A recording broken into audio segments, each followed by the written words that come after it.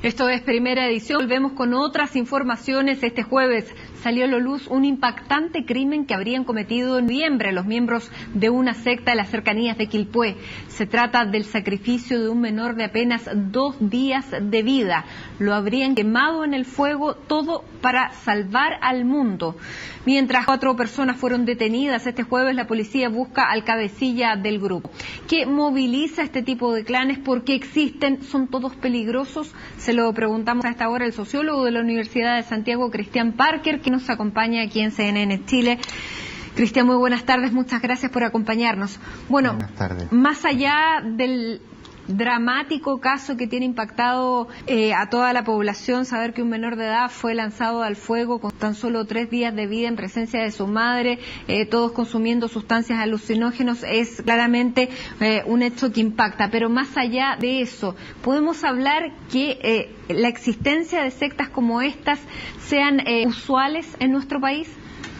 A ver, yo diría lo siguiente, estas sectas tienen un gran impacto en la opinión pública precisamente por este tipo de acontecimientos dramáticos, en un caso criminales, en un caso catastrófico.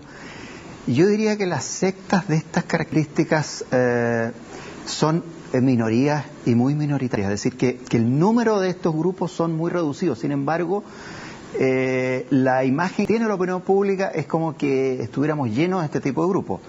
Yo creo que es importante desde el punto de vista de la conciencia que tenemos respecto a la tolerancia religiosa. Yo creo que es importante no magnificar, ¿no?, en términos de número y en términos de riesgo que puede representar para la población.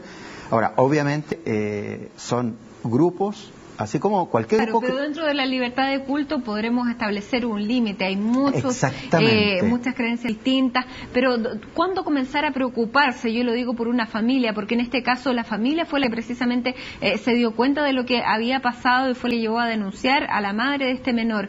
Sin duda, en una situación así cambian mucho las costumbres de una persona que entra a una secta. Exacto. Lo que sucede es lo siguiente, lo que sucede es que todo grupo religioso tiene libertad para el ejercicio, ¿no?, de sus creencias y de sus rituales, pero en el marco legal.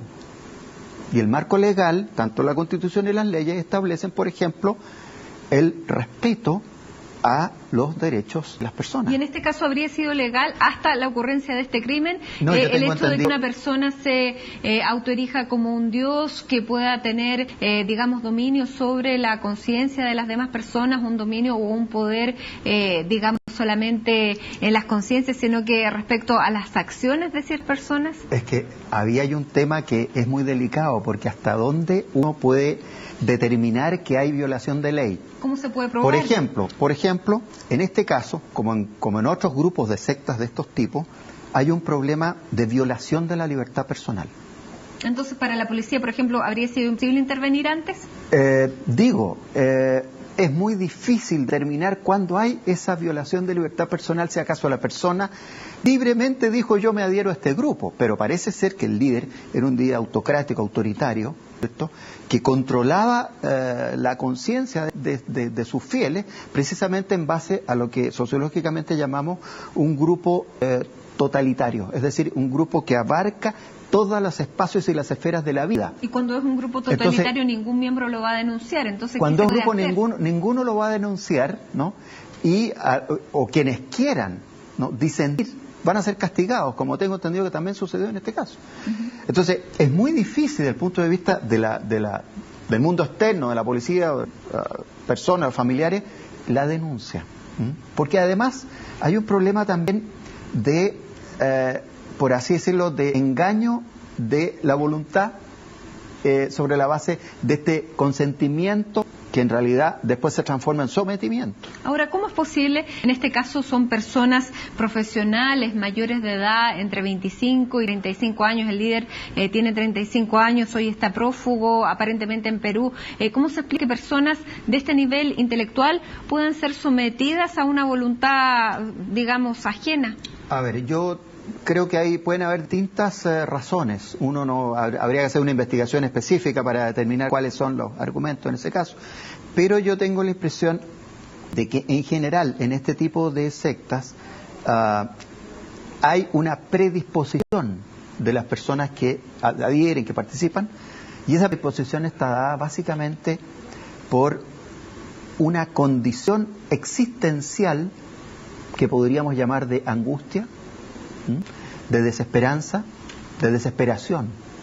Desesperación es perder la esperanza. Es decir, las ofertas, por así decirlo, de otras organizaciones de sentido. ¿Quiénes ofrecen sentido? Las otras religiones, ¿no? Las distintas formas de culto, ¿no? No les satisfacieron en su vida personal. En su vida hay algo, puede ser por distintos problemas familiares, psicológicos, problemas económicos, lo que sea, o problemas sencillamente de diagnóstico del mundo contemporáneo. Entonces, esa persona se siente en un estado, ¿no es cierto?, de vacío, de angustia, de necesidad, y esta persona que en la secta generalmente es el líder, que es un profeta, se presenta como profeta, ¿no? Un guiado de Dios. ¿Cree? ¿Ah? El líder se convence, o sea, tiene una personalidad narcisista, pero que además se convence de lo que está diciendo, porque esta persona huyó con dinero, 15 millones de pesos. O sea, lo que sucede es que lo que uno verifica, digamos, en la mayoría de los casos, por cierto, es que los profetas, ¿no?, se lo creen al dedillo, o sea, ellos se sienten enviados de Dios, o incluso algunos de ellos puede que se sientan representantes del mismo Dios, e incluso dioses encarnados. Pero en este caso habría matado a su propio hijo. Pero claro, porque ahí hay un tema de que es no diría la distorsión de realidad, sino la transformación de realidad, ¿no? Desde el punto de vista sociológico, nosotros decimos que hay una construcción social de realidad.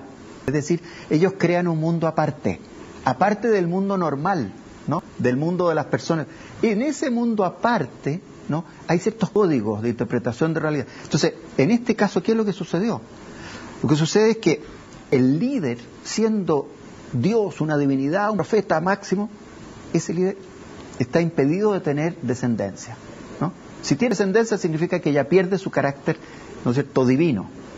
Él tuvo relaciones con una de las fieles y tuvo esa descendencia. Ahora, el hecho de que haya tenido es reinterpretado en este mundo aparte que ellos tienen como un acto de fuerzas malignas que atentan contra su propia misión mesiánica. Por eso que lo interpretan como anticristo. Porque lo que se dice es que matan al bebé por ser el representante del anticristo. Es decir, el que se opone al mesianismo de este líder. Ahora, la mujer que dio luz esta guagua, Natalia Guerra, que también está detenida, ella durante todo su embarazo estuvo controlada, custodiada y encerrada. La hacían comer cada 2 días. Así es. Ahora, durante este periodo, no todo el tiempo estaban drogados. O sea, ¿hubo algún tiempo en que estas personas podrían haber tenido la lucidez como para darse cuenta de lo que estaba ocurriendo? Lo que sucede es lo siguiente: no es que estén drogados todo el tiempo o que tengan lucidez o no lucidez. Lo que sucede es que ellos todo lo reinterpretan en los códigos del mundo realidad que construyen. Entonces, porque la mujer seguramente aceptó libremente estar en esas condiciones, porque ella aceptó el discurso del líder en el sentido que ella es portadora de este anticristo. Y ahora en ese sentido, y por lo tanto, si yo soy portador de anticristo, tengo que aceptar todos los castigos posibles y todas las condiciones que me ponen. Y en ese sentido, ¿sería válido entonces el argumento de la defensa de estas personas, es decir, que no estaban actuando libremente? No es válido. O sea, digo, hasta cierto punto no es válido. ¿En qué sentido? Son personas que tienen uso de razón.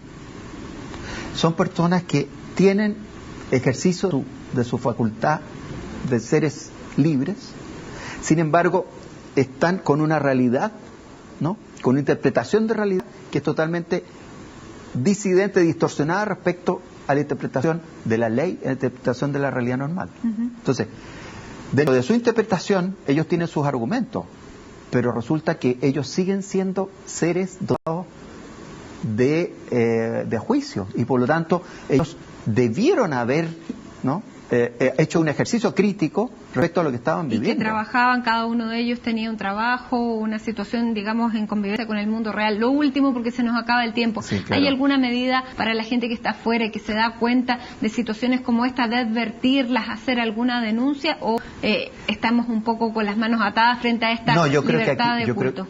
No, es que una cosa es la libertad de culto, ¿no? Y otra cosa, como en toda situación, otra cosa es el abuso de la libertad de culto para actividades que entran en otra categoría, en actividades delictuales, actividades mafiosas o lo que sea, ¿no? Entonces, pero hasta este crimen no había nada hasta este crimen. Sin embargo, hay elementos que, sobre todo yo creo para los papás, porque a veces estos grupos toman a los jóvenes adolescentes, ¿no? O a gente joven. Entonces yo creo que ahí hay un elemento importante, y es cómo uno le hace entender a las personas, ¿no?, de cuáles son el conjunto de actividades en las cuales está comprometido y si esas afectan o no su libertad, su libre albedrío. O sea, yo creo que, y también hasta qué punto están violando ciertos derechos de la persona. Yo creo que ese es como el criterio. Y si uno considera que hay estos grupos que la verdad no están actuando correctamente, es importante conversar con los afectados, con esos miembros, y tratar de hacerles ver el mundo real, tratar de hacerlos caer en cuenta de que ellos están comprando, a fin de cuentas, un cuento que puede llevarlos a situaciones muy dramáticas respecto a su vida y la vida de los demás. Como la que hemos visto. Muchísimas gracias, Cristian Parker, por haber conversado con nosotros, ayudándonos a entender un poco este dramático caso que nos ha conmocionado a todos. Muchísimas gracias. Buenas tardes. Gracias.